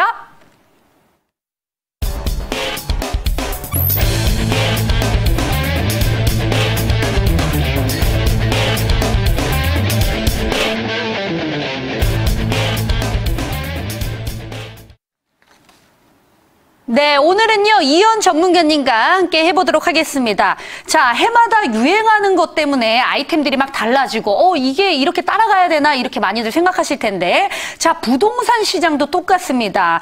시대에 따라서 우리 패러다임도 이제 바뀌기 마련인데, 자, 현재 부동산 시장은 과연 어떻게 변화하고 있는지 전문가님께 물어보도록 하겠습니다. 네, 전문가님, 어떻게 변화하고 있나요? 기존의 대한민국의 기존 부동산 시장은 시행, 개발, 분양과 그리고 소유와 매매 중심의 시장이었습니다. 그러나 최근 저금리의 장기화와 저출산, 초고령화, 1인 가구의 증가 등으로 인해서 사회 경제적 여건들이 구조적으로 변화하고 있습니다. 그로 인해서 기존의 그 부동산 산업의 패러다임이 대전환기에 있는 상황입니다. 건설 회사나 기존 개발 회사들도 이제 단순한 개발에 그치지 않고 개발 이후 보유나 관리에 다양한 사업 영역을 확장하고 있습니다. 기존 소유와 매매 중심의 시행 건설 개발 등의 하드웨어 중심에서 향후 개발 이후의 임대, 관리, 경영 등의 소프트웨어 중심으로 변화하고 있는 것입니다. 최근에 통신회사 KT가 기업형 주택임대 사업에 합류하였습니다. 부동산과 전혀 연관이 없는 것처럼 보였던 기업들이 부동산 운영 사업으로 속속 진입하고 있는 것으로 보이고 있습니다. 앞으로도 금융, IT 등 다양한 기업이 부동산 산업과 융복합하는 사례가 속출할 것으로 보이고 있습니다. 이 점에 주목한 정부도 최근 2018년 6월 20일 부동산 서비스 산업진흥법을 발효하였습니다. 이 해당 진흥법은 부동산 시장에 대한 규제와는 별개로 부동산 산업의 발전과 선진화 정책을 추진 중에 있습니다. 그중에 가장 주목받는 것이 부동산 서비스 산업진흥법의 취지인 부동산 종합서비스 사업입니다. 네, 우리 현재 부동산 시장의 흐름에 대해서 자세하게 얘기해 주셨고요. 자, 이어서 우리 부동산 서비스 산업진흥법이라는 게 정확히 어떤 내용을 담고 있는 건지 우리 전문가님께 물어보도록 하겠습니다. 네, 쉽게 정리하자면 일반 소비자 중심의 원스톱 서비스와 사업자 중심의 연계기업 협력 사업입니다. 부동산의 생애주기적 관점과 소비자 중심의 원스톱 서비스를 다양한 관점에서 부동산 종합 서비스로 정의한 것입니다. 소비자의 관점에 따르면 일반적으로 하나의 부동산 서비스를 제공받기 위해서 각각 제공받는 어려움이 있었습니다. 그러나 이 관련 진흥법으로 인해서 부동산 서비스를 한 장소에서 종합적으로 제공받는 소비자 중심의 원스톱 서비스를 이야기하는 것입니다. 향후 부동산 산업과 금융, IT 등 다른 산업과의 연계에 초점을 두는 것이 해당 부동산 서비스 산업진흥법의 특징입니다. 네. 우리 진흥법에 대해서 또 자세하게 얘기해 주셨고요. 우리 부동산 산업을 보다 투명하고 그다음에 건전한 고부가 가치 산업으로 육성하기 위한 우리 법안이라고 생각하시면 여러분들 좀 좋을 것 같습니다. 자, 그렇다면 이 부동산 서비스 산업 진흥법에서 우리 부동산 종합관리는 어떻게 또 정의하고 있는지 자세하게 알려주세요. 네. 먼저 부동산 서비스 산업진흥법은 부동산 서비스를 규정하고 있습니다. 이 법에서는 기획, 개발, 임대, 그리고 관리, 평가, 중개 등 다양한 부동산에 관련된 산업의 통합 서비스로 정의하고 있습니다. 한편 국토교통부가 이번에 도입한 종합서비스 인증제에 따르면 핵심 기업을 중심으로 한 영계 기업의 협력 사업을 이야기하고 있습니다. 핵심 기업이 제공하는 주요 서비스에 따라서 각각의 임대관리형, 거래관리형, 개발관리형으로 유형을 나눌 수 있습니다. 핵심 기업이 제공하는 주요 서비스의 유형을 보시면 개발관리형은 주된 사업이 부동산 개발과 건설업이고 이와 관련된 금융, 임대, 중개, 관리 서비스 등을 종합적으로 제공하는 형태를 얘기하는 것입니다. 거래관리형 같은 경우는 소비자와의 거래가 주된 사업이며 이와 관련된 생활 서비스, 세무, 등기, 중개, 이사 등의 다양한 편의 서비스를 연계해서 제공하는 형태를 이야기하고 있습니다. 마지막으로 임대관리형은 임대업을 주된 사업으로 하고 있는 이와 관련된 금융, 관리, 생활지원 서비스 등을 연계해서 제공하는 형태를 얘기하고 있습니다. 네, 우리 개발관리형, 그다음에 거래관리형, 임대관리형까지 우리 세 가지 형식으로 나눠서 우리 체계적으로 서비스를 제공한다는 점 우리 전문가님께서 얘기해 주셨고요. 자, 세부적인 부동산 종합관리가 필요한 이유가 정확하게 무엇인지 이것도 설명 부탁드리겠습니다. 네, 먼저 투자자 및 실거주자 측면에서는 내 건물을 관리하는 기업이 건물 관리 이외에도 공실관리나 중개, 임대, 이사, 청소, 하자보수, 홈케어 등의 다양한 종합 서비스를 제공할 수 있는 편의 서비스입니다. 두 번째로 산업종사자의 경우에는 건물관리 이외에도 부동산 본업 이외에도 건물관리, 하자보수, 그 외에 중개, 홈케어 등의 다양한 산업의 경영을 운영할 수 있는 것입니다. 그로 인해서 다양한 부가 수익을 창출할 수 있습니다. 마지막으로 시행자나 공급자 입장에서는 건물을 관리하는 기업이 관리 이외에 부가적으로 공급자의 분양, 공실, 입주하자 등 다양한 편의 서비스를 부가적으로 지원함으로써 시행사와 공급자의 수익 사업에 도움이 되는 사업입니다. 네, 우리 부동산 종합관리가 필요한 이유에 대해서 설명해 주셨는데요. 자, 필요한 이유가 가장 핵심적인 이유는 편리함과 안정성 때문인 것 같습니다. 자, 이미 우리 부동산 종합관리 시장에 크게 발전한 나라들이 또 있다고 들었습니다. 어떤 나라가 또 대표적인지 전문가님께서 알려주세요. 네, 가까운 나라들 중에 종합서비스 사례 국가로는 일본과 미국을 우리가 사례로 들어볼 수 있습니다. 먼저 일본의 사례를 예로 들어보자면 일본은 1980년대 저희 현재 나라와 같이 부동산 버블이 생기기 이전에는 현재 저희 나라가 지향하고 있는 시행, 분양, 개발 중심의 산업과 같이 산업이 왕성하게 되어 있었습니다. 그러나 1980년대 말 부동산 버블기에는 오피스 등 비주거용 부동산 개발이 활발하였습니다.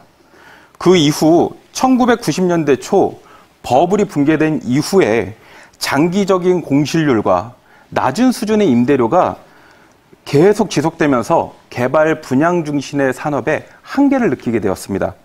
그 후 일본의 부동산 회사들은 사업 다각화에 나서 그 2008년 세계 금융위기에 따른 경제 침체로 인해 일본의 부동산 산업은 개발 분양 위주에서 임대 관리 등의 다양한 종합 서비스로 사업에 본격화되었습니다. 이러한 과정은 사회 경제적 여건으로 인해서 다양한 환경적인 변화로 인해서 볼 수 있다고 볼 수 있습니다.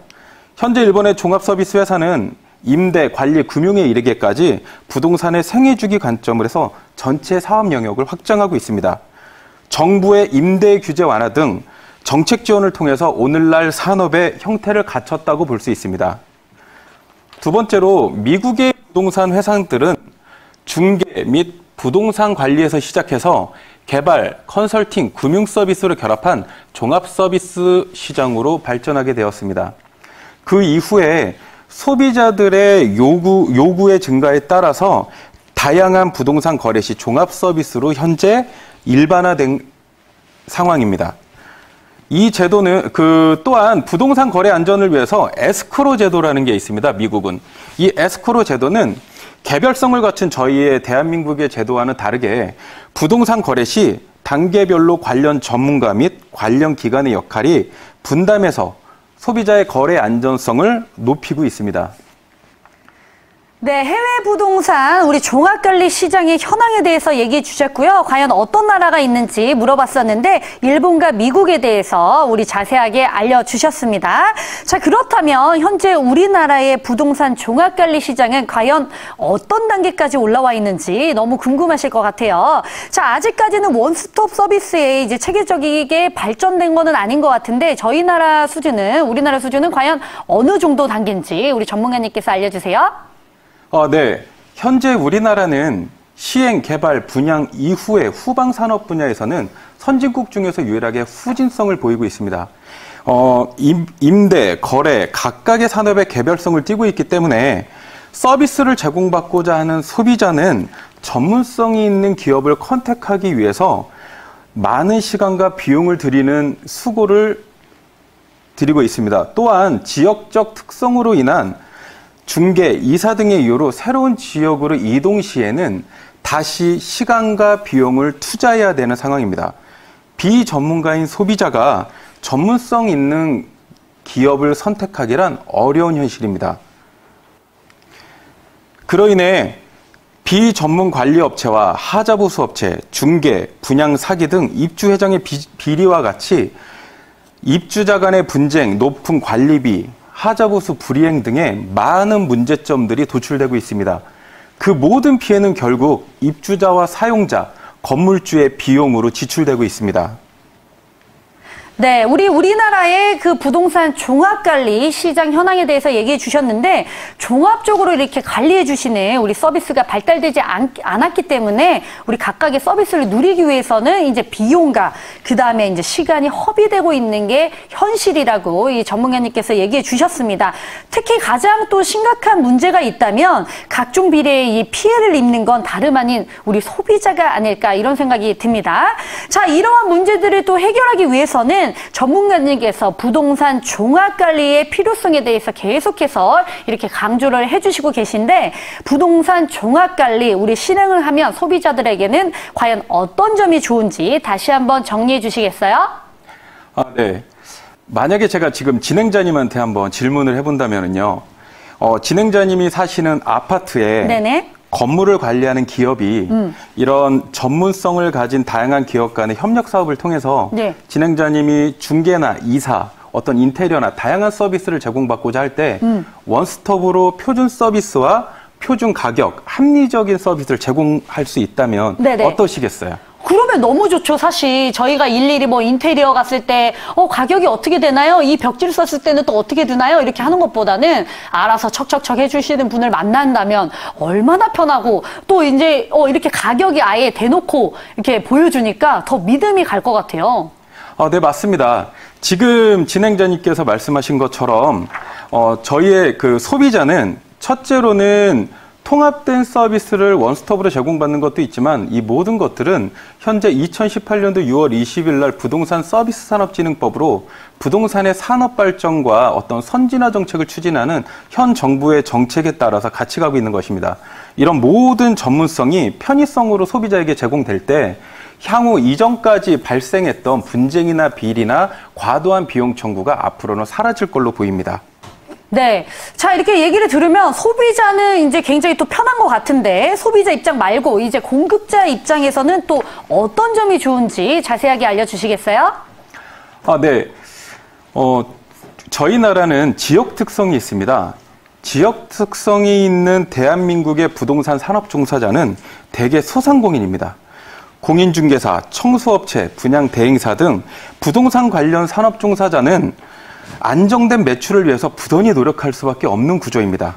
그러나 부동산 종합관리는 전문성 있는 핵심 기업을 통해서 기존에 하고 있는 본업 이외에도 다양한 산업을 소비자에게 원스톱으로 제공해 줌으로써 매월 발생할 수 있는 고정 매출을 안정성을 추구할 수 있는 것입니다. 소상공인의 최대 문제점이던 고정 매출, 예를 들어 단발성 수수료에만 의존하는 중개사라고 봤을 때 해당 지역 전문가에 있는 공인중개사는 이 부동산 종합관리라는 다양한 산업의 연계를 통해서 고정 매출과 안정적인 수익을 창출할 수 있는 것입니다. 네, 우리 부동산 종합관리에 대해서 우리 전문가님께서 자세하게 얘기해주고 계신데요. 자, 궁금한 점이 있으신 분들은요, 02-2000-4889로 꼭 한번 전화 주시기 바라겠습니다.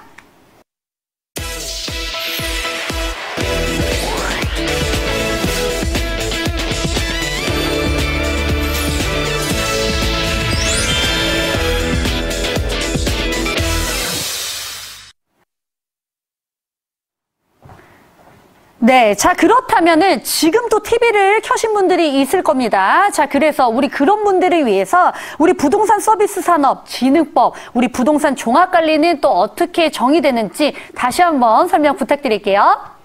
네. 먼저 부동산 서비스 산업 진흥법은 부동산 서비스를 규정하고 있습니다. 이 법은 부동산 종합 서비스라고 하는 이 법은 기획, 개발, 임대에서 관리, 평가, 중개, 자문, 자금 조달 등의 다양한 통합된 서비스를 의미합니다. 한편 국토교통부가 도입한 종합서비스 인증제에 따르면 전체적인 부동산 종합서비스는 핵심 사업자를 중심으로 한 전문적 있는 연계사업자 간의 협력사업이라고 우리가 규정하고 있습니다. 핵심 기업이 제공하는 주요 서비스에 따라서 임대관리형, 거래관리형, 개발관리형의 유형으로 나눌 수 있습니다. 네, 자, 부동산 종합관리의 정의와 우리 유형에 대해서 알려주셨는데요. 유형이 또 3가지가 있습니다. 제가 다시 한번 설명해 드릴게요. 우리 개발관리형, 거래관리형, 그 다음에 임대관리형까지 이 3가지 형식이 이제 돼 있다고 전문가님께서 얘기해 주셨는데, 자, 3가지 유형. 개발관리형과 거래관리형, 임대관리형 이 3가지 형식이 있는데 세부적인 부동산 종합관리가 필요한 이유가 어떤 건지 다시 한번 설명 부탁드리겠습니다. 네, 부동산 종합관리의 필요성은 3가지로 나눌 수 있습니다. 첫째로는 투자자 및 실거주자고, 2번째로는 부동산 산업 종사자, 3번째는 시행사입니다. 첫째, 투자자 및 실거주자 측면에서는 투자자 및 실거주자는 건물 관리를 하는 기업이, 내 건물을 관리하는 기업이 건물 관리 이외에도 중개, 홈케어, 인테리어, 하자보수 등의 다양한 서비스를 원스톱으로 표준 서비스와 표준 가격으로 제공하는 것입니다. 2번째, 부동산 산업 종사자는 공인중개사나 일반 청소업체 등의 일부 지역 소상공인이라고 봤을 때 본업 이외에 부동산 종합관리라는 다양한 키워드로 다양한 산업을 연계할 수 있는 것입니다. 그로 인해서 부가수익이나 고정매출을 자리 잡을 수 있습니다. 마지막으로 시행사나 공급자는 건물을 관리하는 기업이 부가적으로 분양 홍보나 공실중개, 임대관리, 명도 등의 다양한 전문 서비스를 부가적으로 기여해드림으로써 공급자의 수익을 안정적으로 지켜드릴 수 있는 것입니다. 네, 우리 부동산 종합관리의 필요성에 대해서 얘기해 주셨고요. 자, 우리 소비자한테는 이제 이런 서비스가 있어서 좋은데 공급자의 입장에서는 어떤 점이 좋은지 다시 한번 설명 부탁드리겠습니다. 네, 공급자 측면에서는 기존에는 본업 이외에 본업에서 열심히 살아도 실질적으로 본인이 투자한 비용 대비 매출을 얻을 수 없는 구조였습니다. 부동산의 하락과 어떤 경제 침하가 결과적으로는 지역에 있는 소상공인들의 어떤 경제에까지도 영향이 미쳤는데요. 이거를 개선하기 위해서 핵심 기업을 중심으로 한 다양한 부동산 종합 서비스를 연계함으로써 소비자에게 원스톱 서비스를 제공하고 공급자는 다양한 부가 수익을 창출할 수 있는 것입니다. 네. 자, 이렇게 오늘은 부동산 신화의 새로운 변화에 대해서 우리 알아봤고요. 부동산 관리에 대해서 자세하게 알아봤습니다. 자, 전문가님, 다음 주에는 혹시 어떤 내용으로 얘기를 해주실지 궁금한데요. 어떤 내용으로 얘기해 주실 건가요? 네, 다음 주에는 어디에나 사기꾼은 있다라는 주제로 여러분들에게 정보를 제공해 드릴 건데요. 제가 14년 동안 운영하면서 실제 사례를 통한 입주자의 횡령, 비리, 소송, 그리고 관리업체와 하자보수업체의 문제점들, 공급자와 수분양자와의 관계 등을 좀 자세하게 실제 사례를 통해서 제공을 해드리겠습니다. 네, 다음 주의 주제가 어디에나 사기꾼은 있다라는 건데요. 굉장히 제목부터가 굉장히 무섭네요. 자, 다음 이 시간에는 어디에나 사기꾼은 있다는 주제로 부동산 시장에서 벌어지고 있는 우리 각종 논쟁과 비리, 대응 방안에 대해서 알려주신다고 하네요. 기대해 주셔도 좋을 것 같고요. 자, 부동산 종합관리에 대해 관심이 있거나 궁금한 점이 있으신 분들은요. 02-2000-4889로 꼭 한번 전화 주시기 바라겠습니다. 자, 오늘도 유익한 정보를 전해주신 우리 이연 부동산 우리 종합관리 전문가님과 인사 나누도록 하겠습니다. 그 전에 그 부동산 전문가님께서 직접 만나서 1:1 무료 아카데미가 있다고 들었습니다. 거기 가면은 또 어떤 내용을 들을 수가 있나요? 저희 부동산 종합관리 아카데미는 네. 기존의 부동산 산업을 하고 싶으신 분이나 부동산 산업에 관심이 있으신 분들이 오시면 현재 저희가 부동산의 어떤 실무적인 관리, 실무 전문가 과정을 통해서 실제로 상황에서 일어날 수 있는 어떤 경영적인 틀을 안내해드리고 있습니다. 그리고 또한 입주자 대표회의나 주택관리사 등의 건물 관리를 하는 관리자 입장에서도 저희가 전문성으로 교육을 해드리는 무료 아카데미입니다. 네, 생방송 부동산 이번 시간에는요 특별히 우리 부동산 종합관리에 대해서 알아보는 시간 준비해봤습니다. 자, 내 소유의 집이 있거나 전세가 있거나 월세가 있었는데 자, 꼭 나가는 돈이 있습니다. 바로 그 나가는 돈이 관리비인데요. 자, 내가 이 관리비를 어디에 쓰는지 어떻게 쓰는지 뭐 궁금해하신 분들도 있고 뭐 알아서 쓰겠지 이렇게 하신 분들도 있을 것 같은데 자, 그래서 오늘은 이른바 가칭관리단에 의한 피해 사례와 그에 따른 우리 대응 방안까지 준비를 해봤습니다. 우리 유익한 강의를 들려줄 우리 전문가님부터 화면으로 만나보시죠.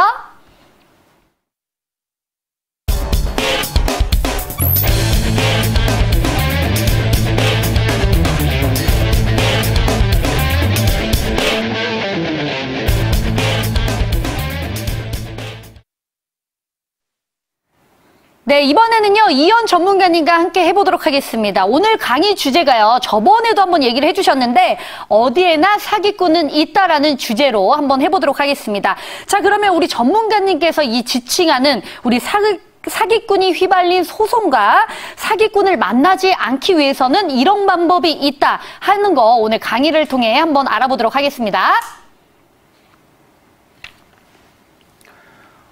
어디에나 사기꾼은 있다. 오늘 주제가 다소 불편하실 수도 있습니다.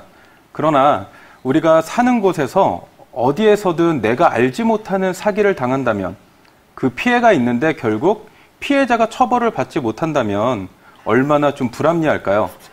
일반적으로 저희가 관리하는 건물에 대해서는 대형 아파트, 주택관리소장이나 공동주택관리법에서 어떤 선거관리위원이나 체계적인 시스템 안에서 어떤 규약의 도움을 받는 아파트가 있고요.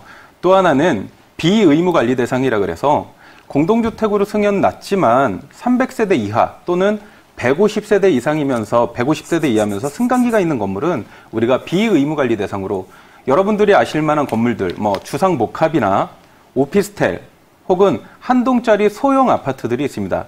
이런 아파트들은 실제로 입주자나 입주자 대표회의, 관리단이라고 하는 그 구성원이 있지만 실제로 관리규약이나 이런 부분에서 많이 벗어나 있는데요. 오늘은 거기에 대한 피해 사례를 안내해 드리겠습니다. 월 3만 원이면 되는데 7만 원을 달라고 합니다. 우리 아파트가 180세대인데 차액인 4만 원 곱하기 180세대 하면 매월 720만 원이 보이지 않는 돈으로 어딘가 사라진다고 합니다. 과연 이 매월 720만 원을 입주자 대표회의나 관리단은 어디에 사용하려고 했을까요? 제가 지금 안내해드리는 이 소송 결정문은 인천지방법원에서 실제로 결정난 판결 사례입니다. 이 아파트에 대해서 간단하게 설명을 드리면 한 동짜리이면서 우리가 도시형 생활주택이라고 하는 대로변에 위치한 한 동짜리 한 180세대 아파트입니다. 중소형 아파트라고 하죠, 우리가. 이런 건물들은 이제 허가상으로 오피스텔과 이제 공동주택이 공존하면서 실제로 공동주택관리법의 적용을 받지 못하고 있습니다. 이 공동주택관리법에서 적용받는다고 하는 건 실제로 주택관리소장을 채용해야 하고 선거관리위원회나 어떤 공동주택관리법에 있는 적법한 규정을 받을 수 있는데, 실제로 이 아파트는 한 동짜리면서 누가 보기에도 한 동짜리 중소형 아파트임에도 불구하고 공동주택관리법이나 이런 규정을 전혀 받을 수 없는 이른바 도시형 생활주택이라고 하는 한 동짜리 아파트거든요. 이 건물은 제가 실제로 인천에 주안에 있는 한 동짜리 아파트를 신축 때부터 분양 시부터 저희 업체가 관리를 하고 있었습니다. 실제로 이 건물은 분양 시부터 전체 입주 시까지가 한 1년 반 정도 걸렸고요. 저희가 이제 초도 건물 관리를 들어가면서 이른바 공동주택관리법 시행령 24조에 있는 선수관리비로 근근하게 입주자들이 다 전체 입주가 될 때까지 그 비용을 충당하고 또는 관리업체가 일부 또 투자하면서 관리를 하고 있었던 현장입니다. 이 건물은 이런 건물의 특성이 어떠냐면요. 입주자들 중에 180세대가 다 실거주자가 아니라는 겁니다. 180세대 중에 100세대 정도 혹은 120세대 정도는 세입자가 들어있는 임차 건물이라는 거예요. 그러면 나머지 실거주자는 그래봐야 한 40%, 45% 정도밖에 안 됩니다. 이런 건물의 단점은 분양이 시작되고 51% 구분 등기가 끝나면 법적으로 관리단 총회를 열어서 구분 소유자들끼리 관리단이라는 걸 결정하게 되어 있거든요. 건물을 관리하는 입주자 대표회의나 임원을 결정하고 관리업체의 건물의 공용적인 관리 업무를 인수인계를 해서 건물을 잘 안전하게 관리를 해야 되는데, 보십시오. 일반적으로 이런 건물에 구분 등기가 51%가 됐습니다. 그리고 구분 소유자에게 우편물을 우리가 막 보내요. 이제 몇 월 며칠 날 총회를 개최합니다 하면 평균적으로 요즘에 반상의 참여율이 25%, 30%도 안 된다는 거예요. 근데 여기서 문제가 발생합니다. 이렇게 반상의 총회를 적법하게 부동산 종합관리 전문가라고 하는 제가 관리하는 건물임에도 불구하고 꾸준히 3개월, 4개월, 5개월 동안에 꾸준하게 관리단 총회를 열어서 쉽게 아시는 그냥 반상회라고 하죠. 그 반상회를 열었음에도 불구하고 참여율이 30%밖에 안 되는데 관리단을 어떻게 구성하겠습니까? 그리고 이 사람들이 서면 동의라고 해서 서류로 동의해주는 행위도 잘 안 해주고 있다는 거죠. 이렇게 되다 보니까 무야무야 되다가 제가 관리할 때 근 한 5개월 정도의 기간이 흘러서 간신히 관리단을 구축을 했습니다. 적법하게 선거를 하고 투표를 해서 간신히 해놨는데 어느 날 승강기에 대자보가 붙기 시작합니다. 어떤 한 입주자가 대자보에 승강기에 대자보를 붙여놓고 이런 얘기를 합니다. 나는 저 관리단을 투표한 사실도 없고 나는 반상에 단 한 번도 나가지 않았기 때문에 지금 구성된 적법한 관리단을 인정할 수가 없다. 그리고 그 분을 주축으로 해서 2-3명, 3-4명의 자기들만의 어떤 이런 모임이 구성이 되더라고요. 그리고 이분들이 입주자를 대상으로 자기들만의 반상회를 구성을 합니다. 내용인즉슨 신축 건물에 하자가 많은데 건축주가 다 못 봐주고 있으니 우리가 하자 보수 반상회를 합시다 라고 해서 실제 이 건물이 관리업체와 적법한 관리단도 모르게 반상회를 주최를 합니다. 그리고는 그 자리에서 적법하게 선출된 관리단을 까기 시작하는 거예요. 그러면 일반적으로 관리단이나 입주자 대표회의로 나온 사람들은 어떻게 보면은 돈을 안 받고 봉사하는 마음으로 나온 사람들인데, 그런 분들의 어떤 질타와 어떤 이런 분들, 이런 어떤 그런 분쟁이나 불만 섞인 얘기를 듣자면 이분들은 하고 싶지 않거든요. 그래서 그분들이 그 자리에서 그냥 다 탈퇴를 하셨습니다. 나는 관리단 못하겠다.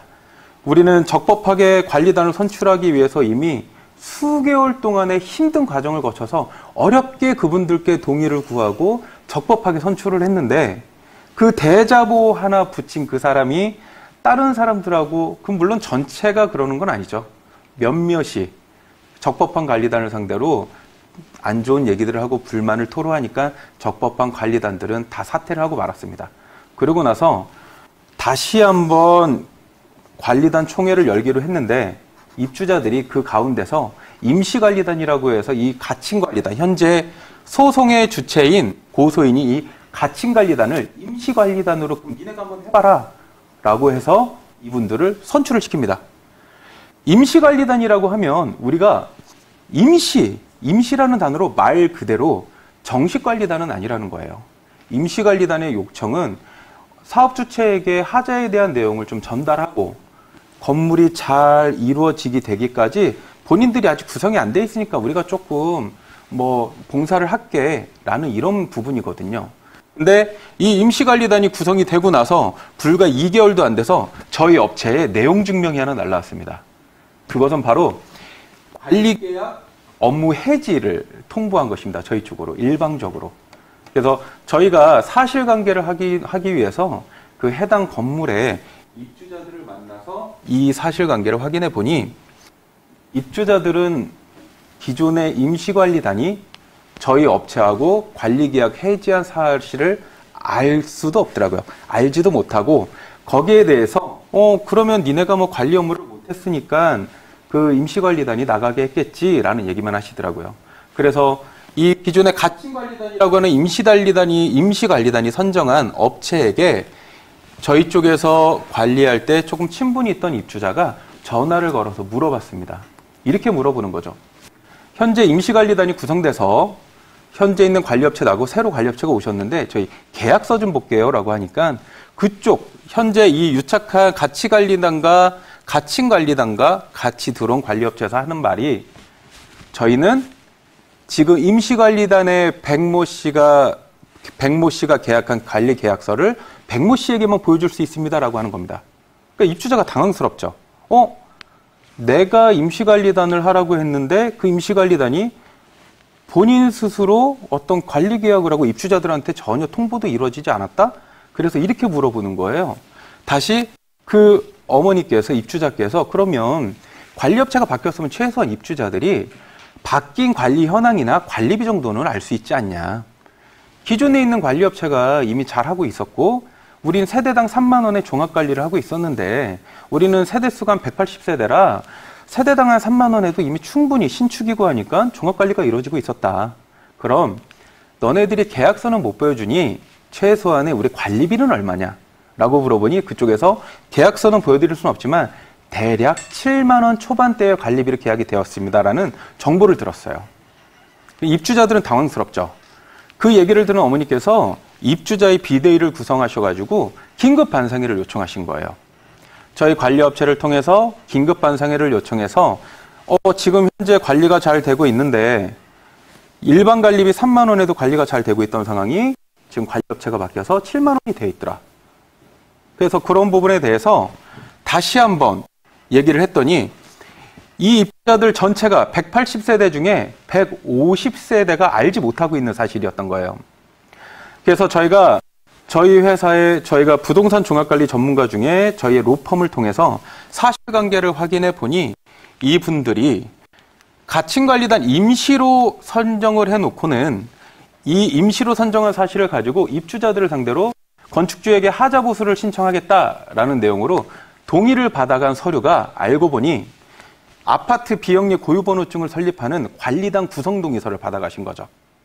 입주자들은 하자 보수 요청한다고 가져갔는데 결국은 그 요청서로 관리단을 구성을 한 거예요. 임시관리단이 아닌 서류적으로 정식관리단으로. 그래서 저희 쪽에 관리 업무 방해 금지 가처분이 들어온 겁니다. 그래서 저희가 이 사실관계를 확인을 통해서 첫째, 가칭관리단임을 저희가 입증해야 됐죠. 정식관리단이 아니다. 입주자들은 이분들에게 정식관리단에 대한 동의를 한 적이 없다와 이 유착관리업체를 상대로 저희가 피고소인으로, 이 사람들이 고소인이죠. 저희가 피고소인으로 소송을 한 결과 이 소송의 결정문에 보시면 이렇게 나와 있습니다. 채권자 주한 건물의 가칭관리단의 신청을 각하한다. 채권자 관리업체, 그 새로 들어오는 가칭관리단과 같이 계약한 유착관리업체의 신청을 모두 기각한다. 유착관리업체와 가칭관리단이 저희 쪽으로 관리 업무 방해 금지 가처분을 하면서 저희에게 부과라고 했던 비용에 소송 비용 중 채권자 주한 건물명 관리단과 채무자 사이에 생긴 부분은 위 채권자 대표랑 가칭관리단과 유착관리업체가 스스로 각각 부담해라라고 해서 법정에서 저희가 판결문으로 승소를 하였습니다. 근데 문제는 이거죠. 승소는 됐는데 피해자는 있습니다. 입주자들 간에 불만이 있고 분쟁은 생겨서 피해자는 있는데 피의자가 없는 겁니다. 과연 저희가 부동산 종합관리 하시는 분들은 아실 겁니다. 빌딩 관리 하시는 분들은 아실 거예요. 관리비 3만 원으로 될 수 있을 만한 부분이 어떻게 7만 원이 될 수 있을까? 거기에 대해서 피해자는 생기지 않고 피해자만 남은 실제 소송 사례입니다. 그러면 과연 이런 건물에 사실 때 이런 가칭관리단이나 이런 유착관리 업체를 통해서 매월 700만 원 정도의 이런 내가 알지 못하는, 나는 분명히 관리비라고 냈는데 뒷돈으로 새는 이런 비리를 어떻게 우리가 피할 수 있을지, 거기에 대해서 저희가 관리단 집행 절차와 의결, 소집 방법을 안내를 해드리겠습니다. 관리단 집행 절차와 의결 절차는 저희가 이제 집합 건물의 소유 및 관리에 관한 법률에 따릅니다. 공동주택관리법도 일부 적용을 하지만 실제로는 집합 건물의 소유 및 관리에 관한 법률을 통해서 저희가 공동주택 모든 2가구 이상이 거주하고 분양을 목적으로 하고 임대를 목적으로 하는 모든 건물을 우리가 집합 건물 공동주택이라고 하면서 거기에 대해서 어떻게 관리를 하는 게 좋겠냐라는 부분을 저희가 알기 쉽게 이렇게 여러분들에게 안내를 해드리겠습니다. 준공을 했어요. 분양을 시작한 이후에 법적으로 구분 등기, 소유가 51% 이상 넘어가면 사업주체나 분양주체는 총회를 구성해서 반상회를 열어야 됩니다. 의무예요. 사업주체, 시행, 시공, 분양 관계인은 분양 건물일 경우에 구분 등기가 50% 이상 시에 무조건입니다. 집회 소집 절차에 따라 총회를 개최해야 한다. 이때 적법한 절차로 최초 공용관리업체, 사업주체의 관리 부분에 대한 공용관리업체를 입주자들에게 잔여기간 인수인계해야 된다. 이게 기준입니다. 이 표를 보시면 51%대 이분들이 총회를 엽니다. 저희가 부동산 종합관리를 하면서 항상 분쟁의 소지를 얻게 하는 게 이 부분입니다. 총회를 열어서 입주자들에게 인사를 하는 거죠. 그리고 집합건물법 37조, 38조 의결권, 구분수혜자 과반수의 동의를 통해서 관리단, 적법한 관리단을 구성합니다. 의결권이라는 건 간단하게 말씀드리면 우리나라는 민주주의 국가잖아요. 10명 중에 6명이 동의하면 그것이 의결이다. 결정되는 바다라고 하는 겁니다. 그리고 나서 적법하게 선정된 사람들을 대상으로 아파트 비영리법인 고유번호증을 받아서 건물 관리를 시작하시는 것입니다. 관리단 집행 절차를 법적으로 보시면 이런 얘기가 있습니다. 자, 대법원 2011-6920 판결에 부적법한 관리인이라도 추후 추인을 받는 관리단 집행은 적법하다. 부적법한 관리단, 가칭 관리단이 나 반상회를 열어주세요. 제가 여러분들의 소명할 게 있습니다라고 해도 그 관리단 집행은 적법하다라는 거죠. 여기서 포인트는 이겁니다. 신축 건물 관리인이 없는 경우, 입주자 대표회의가 없는 경우 구분수혜자 5분의 1 동의 시 집회를 개최할 수 있고 문자, 팩스, 포털도 가능합니다. 단 구분수혜자의 의사가 명확히 해야 됩니다. 관리인이 존재하는 경우도 마찬가지고요. 구분수혜자 5분의 1이 소집을 청구할 때는 이 빨간색 글씨를 보시면 회의의 목적사항을 구체적으로 명시해서 그 목적사항에 맞게 반상회를 개최하셔야 됩니다. 하자보수 요청 반상회라고 하시고 그 자리에서 관리단 선정을 하시면 안 된다는 거. 이게 의정부 지방법원 고양지원의 2015 비합 24로 결정난 사항입니다. 의결권 행사를 보시면 한 집에 공유 지분이 있는 경우가 있어요. 그러면 201호 내가 사는데 엄마, 아빠, 아들이 공유 지분을 갖고 공동명의로 샀는데 그러면 누가 투표를 해야 되냐? 셋이 해야 되냐? 넷이 해야 되냐? 아니죠. 법적으로는 자연인을 의견합니다. 자연인은 1인. 201호의 구분 소유가 10명이든 100명이든 상관없습니다. 공동명의가 2명이든 3명이든 무조건 투표권은 1인에게 가야 된다라고 되어 있습니다. 상가 같은 경우도 마찬가지죠. 공용 부분의 관리나 이 관리인의 선임, 서면의 의결권 행사, 대리인의 의결권 행사 전체적으로 보시면 구분수혜자의 과반수 및 의결권의 과반수로 의결한다. 여러분들 아파트 사시죠? 빌라 사시죠? 여러분들이 내는 관리비가 적법하게 쓰시는지는 일단 첫째 중요한 게 아니고요. 여러분들이 선출하는 사람이 적법한지가 제일 중요합니다. 여러분들이 선출을 하실 때 그럼 이렇게 얘기할 수 있습니다. 우리는 관리업체가 있는데 관여는 안 해. 자, 한 가지 말씀드리겠습니다. 입주자 대표회의 한 사람을 위한 관리와 관리비가 부과되면 안 됩니다. 입주자 전체에게 필요한 관리와 관리비가 부과돼야 투명하고 안전한 관리가 이루어집니다.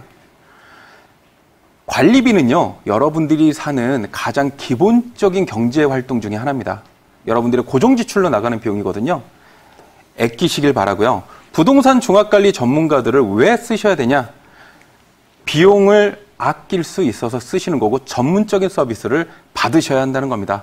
앞으로 이런 사건에 대해서 여러분들이 휘말리지 않으셨으면 좋겠고, 살고 계신 아파트에 혹시나 부정비리가 있을 것 같으시면 언제든 전문가에게 상담받으시길 권합니다. 감사합니다. 네, 오늘은요, 어디에서나 사기꾼은 있다라는 주제로 우리 가칭관리단의 실제 소송 사례와 그리고 이런 상황에서 어떻게 대응하고 관리를 해야 되는지 관련 법규까지 아주 자세하게 설명해 주셨습니다. 이에 대해서 더 궁금한 점이 있으신 분들, 좀 더 자세하게 알고 싶어요 하신 분들 02-2000-4889로 꼭 한번 전화 주시기 바라겠습니다.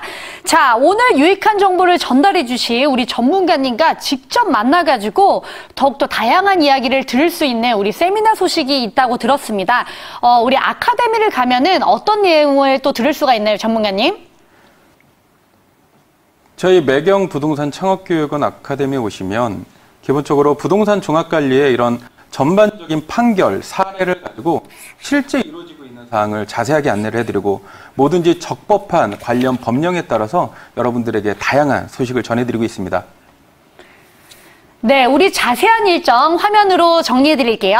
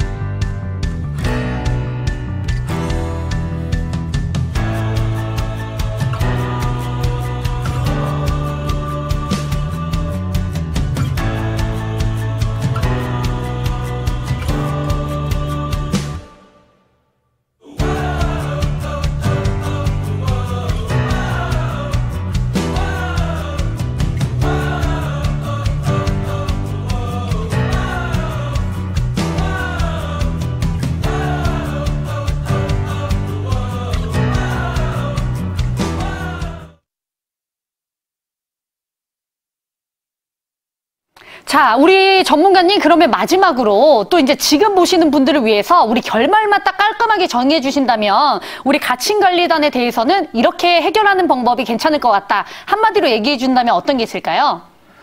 가칭관리단일지, 가칭관리단의 어떤 사례가 있을지는 정확히 모릅니다. 하지만 사시는 곳에서 이런 부분에 대해서 의구심이 드신다면 부동산 종합관리 전문가를 찾으십시오. 그리고 컨설팅 비용 없이 무료로 상담을 받으실 수 있습니다. 전문가들에게 받는 상담만큼 더 좋은 건 없습니다.